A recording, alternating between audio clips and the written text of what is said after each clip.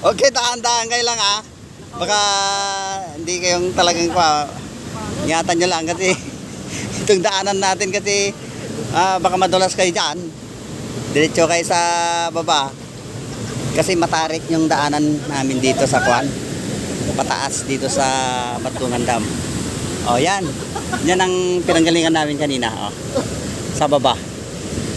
Dito ang falls na nagbubugan yung pinaka purity na danong. Alalwatan nyo. Ingat-ingat lang mga kaibigan.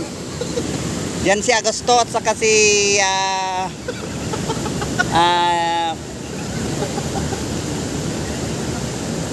Mike. Iganam ni Papa, baka ano yan.